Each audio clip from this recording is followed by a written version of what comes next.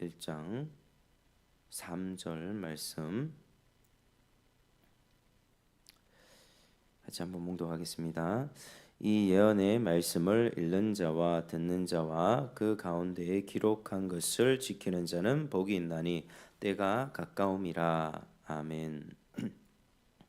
자, 오늘 이 3절의 말씀이 이제 이 예언의 말씀이라고 합니다. 그래서 1절에 보니까 반드시 속히 될 일에 대한 바로 예언의 말씀이고, 2절에 하나님의 말씀, 또 예수 그리스도의 증거, 이렇게 표현하고 있는데, 이 예언의 말씀을 읽는 자와 또 듣는 자와 그 가운데 기록한 것을 지키는 자는 복이 있나니, 그 이유는 때가 가까움이라 이렇게 말하고 있습니다. 이 종말의 임박성을 말하면서 말씀을 잘 지켜야 한다. 그 지키는 자가 참된 복을 얻는다. 이렇게 말씀하고 있습니다. 그래서 한 부분씩 살펴보겠습니다. 읽는 자가 복이 있다고 합니다. 그러니까 초대 교회에서는 예배 드릴 때마다 성경을 봉독하는 순서가 있었습니다. 당시에는 이 개인이 성경을 소유한다는 것이 사실은 불가능했기 때문에 성도들이 성경을 들을 유일한 기회는 바로 공예배 시간밖에 없었습니다. 따라서 성경 낭독은 매우 중요한 예배 순서 중에 하나였습니다. 또한 초대 교회 성도들은 이 구약 성경뿐만 아니라 지금 사도들이 쓴 편지, 이 신약 성경이 아직 정경화되지가 않았습니다. 그때는 구약 성경을 그들이 정경으로 받아들였고, 이 지금 바울의 서신이라든가 요한의 서신 이런 것들은 서로 회람하면서 그렇게 사도들이 쓴 편지들도 하나님의 말씀이다 이렇게 여기고 예배 때 낭독했다는 거죠. 그래서 요한계시록도 예배 때 낭독한 것으로 그렇게 우리가 알려지고 있습니다. 아마 처음부터 끝까지 낭독했을 것이라고 그렇게 봅니다. 시간이 굉장히 오래 걸렸겠죠. 그래서 이 초대 성도들은 말씀을 들을 유일한 기회가 바로 예배 때밖에 없었고, 그 말씀을 잘 들으면서 그들의 믿음을 그렇게 자라게 했다는 것입니다. 이 유대인 자녀들은 5살 때부터 성경을 배우고 7살 때부터 율법을 공부합니다. 그래서 유대 어머니의 일과에서 빼놓을 수 없는 일은 바로 어린이가 잠들기 전에 책을 읽어주는 것입니다. 지금 또 잠자리에서 책을 읽어주는 유대의 어머니가 유대인 가정교육의 중요한 축을 이루어주고 있습니다. 그래서 참 유대인들의 교육을 보면 참 생활 전반에서 가르치고 있구나라는 것을 알게 됩니다. 밥상머리 교육이고 또 잠자리에서 책을 읽어주고, 그러니까 그들은 딱 정해진 시간에만 이렇게 율법을 공부하는 것이 아니라 일어나는 순간, 앉았을 때나 일어날 때나 길을 갈 때나 여러 상황에서 말씀을 이렇게 배우는 것이죠. 그래서 아무리 바빠도 유대 어머니는 이 잠자리에서 책을 읽어주는 이 의무를 저버리지 않았습니다. 우리가 한번 이 상황에서 생각해 보면, 우리는 성경이 지금 집집마다 꽂혀 있는데 말씀을 너무 읽지 않는다. 이게 참 우리의 문제입니다. 이는 곧 말씀을 읽지 않는다는 것은 자기 생각대로 사는 것입니다. 신앙생활에 어떤 적당한 선을 정해놓고 이 정도 하면 괜찮겠지라고 생각하는데, 그것은 자기 만족으로 끝나버립니다. 하나님이 원하시는 신앙으로 그리스도의 장성한 분량까지 절대로 자라날 수가 없습니다. 그래서 우리가 말씀을 읽는 것이 얼마나 중요한가. 오늘 3절의 말씀 가운데도 이 예언의 말씀을 읽는 자가 복이 있다 이렇게 말씀하는 것이죠. 자, 이제는 듣는 자들이 복이 있다. 이 듣는 자들은 복수로 표현되어 있는데, 당연히 한 사람이 읽었고 여러 사람이 들었기 때문에 듣는 자들이라고 그렇게 받아들이면 되겠습니다. 왜 듣는 게 복이 있는가? 그 이유는 믿음은 들음에서 나고 들음은 그리스도의 말씀으로 말미암기 때문입니다. 그래서 말씀을 많이 들으면 믿음이 자랍니다. 여기서 우리가 전제되는 것은 바른 말씀입니다. 오늘날 말씀이 홍수같이 넘쳐나는 시대인데, 이리저리 뭐 CBS도 그렇고 뭐 CTS 여러 말씀이 있는데 사실은 바르지 않는 말씀이 참 많습니다. 우리의 개혁주의 신학, 장로교 신학이 이 신학에서 벗어난 인본주의적이고 또 인간의 행위를 또 강조하고, 그래서 하나님의 주권이 높아져야 되는데 사람의 의가 높아지게 되는 그런 결과가 초래하죠. 그래서 제 주변의 목회자들도 이야기를 들어보면 뭐 감리교 목회자들, 뭐 다양한 교파의 목회자들이 있는데 이 하나님의 은혜에 대해서 가르쳐 주면 하나님의 주권에 관해서 하나님이 이루시고 하나님이 성취하시고 이런 것들을 가르치면 자기 행위에 익숙한 사람들은, 자기 의를 이루는 것에 익숙한 사람들은 그럼 나는 뭡니까? 그럼 나는 뭐 어떻게 해야 됩니까? 뭐 이런 식으로 뭐 따지기까지 한다고 그렇게 얘기를 들었습니다. 그래서 우리가 바른 말씀이라고 하는 것은 하나님의 주권이 높아지고 인간은 낮아집니다. 인간은 죄인이라고 하는 비참한 처지로 인하여 하나님 앞에 설 수 없는 존재. 그러나 예수 그리스도의 은혜로 인하여서 우리의 신분이 회복되고 또 하나님께서 주권적으로 이끌어 주시는 그 삶의 여정 속에서 하나님의 형상으로 닮아가는 하나님의 동역자가 되어가고 또 하나님과 관계가 또 그 친분이 회복되어져 가는 그 과정을 바로 우리 성화라고 하죠. 그러니까 이런 바른 관점에서 그런 말씀들을 많이 들어야만 믿음이 자랍니다.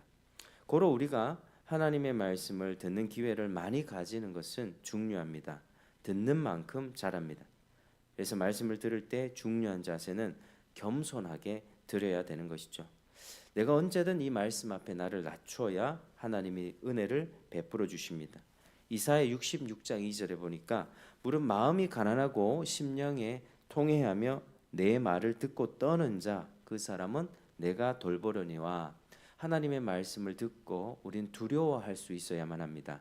이 말씀을 그냥 지나치는 것이 아니라 하나님의 경고의 말씀 앞에서, 심판의 말씀 앞에서 하나님의 이 말씀이 이렇게 엄중하구나 깨닫고 돌이키고 가난한 심령으로 통회하는 자에게 하나님이 은혜를 베풀어 주신다고 하는 것이죠. 그래서 말씀을 들을 때 겸손하게 또 낮은 자세로 듣는 여러분 되시길 축복합니다.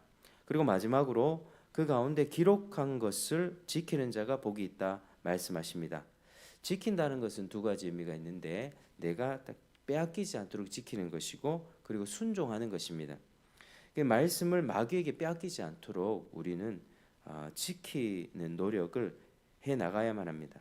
마귀는 틈만 나면 우리 마음에 뿌려진 말씀을 빼앗아 가려고 합니다. 그래서 예배당에 딱 앉아 있어서 말씀을 들었는데 예배당 문 밖을 나가는 순간 또 사라져 버리고 말죠. 그러니까 우리 마음에 뿌려진 말씀을 얼마나 열심히 빼앗아 가는지.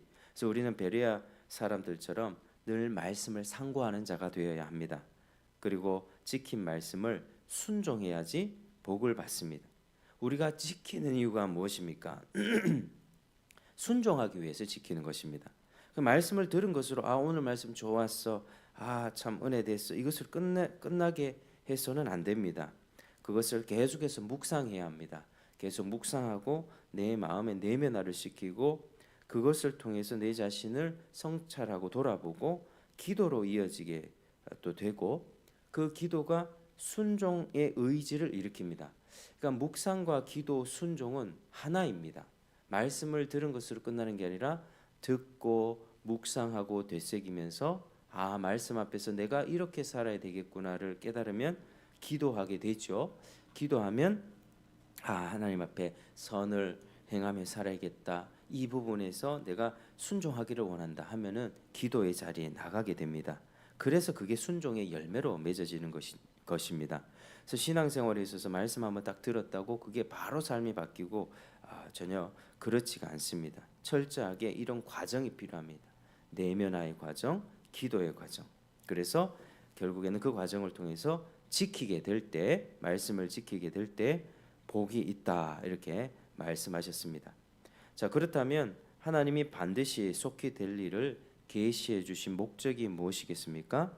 그것은 바로 때가 가까움이라 자녀들에게 임박한 위기를 알리고 미래를 준비하기 위해서입니다. 듣고 지켜 구원을 얻도록 하기 위함입니다.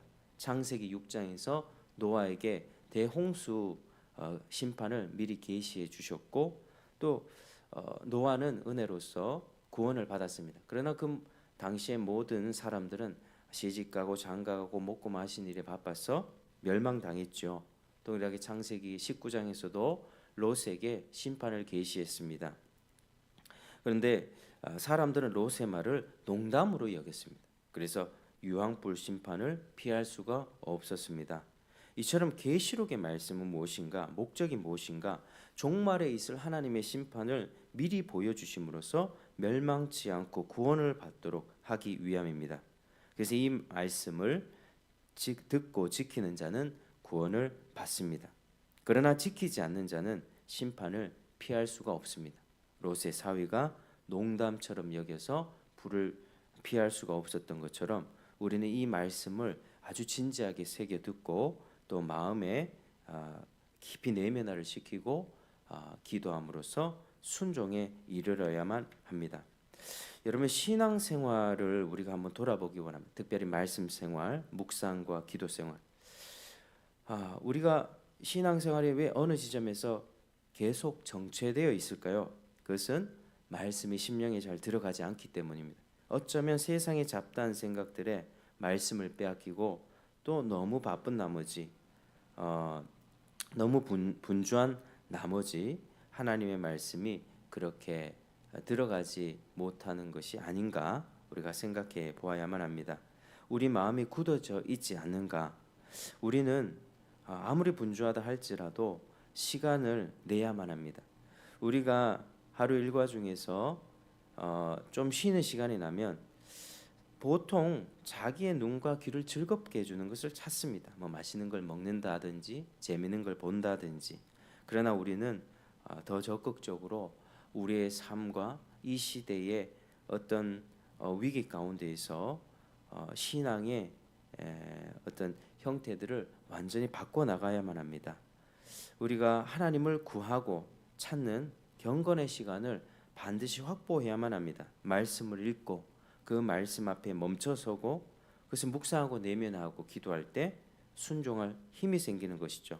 그럴 때 우리의 삶에 질서가 잡히고 하나님의 뜻을 쫓아서 담대하게 살아갈 수가 있습니다. 그게 가장 복된 삶입니다. 그래서 오늘 이 말씀을 통해서 이 예언의 말씀을 읽는 자와 듣는 자와 그 가운데 기록한 것을 지키는 자는 복이 있나니 때가 가까움이라.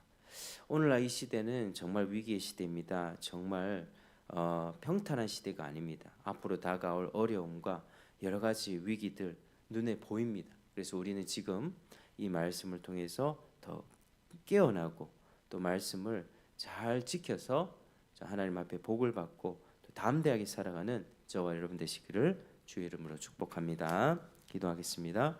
하나님 아버지 참으로 감사합니다. 오늘 또 이 말씀을 통하여서 이 말씀을 읽고 듣고 지키는 자가 복이 있다 말씀하셨습니다. 우리가 이 말씀을 잘 새기게 하시고 이 말씀을 잘 내면화시켜서 또 기도하여서 순종하게 도와주시고 그래서 하나님의 큰 복을 받고 담대함과 또 용기 있는 그런 마음으로 이 세상을 또 이겨나갈 수 있도록 주님께서 은혜를 베풀어 주시옵소서. 감사하며 예수님 이름으로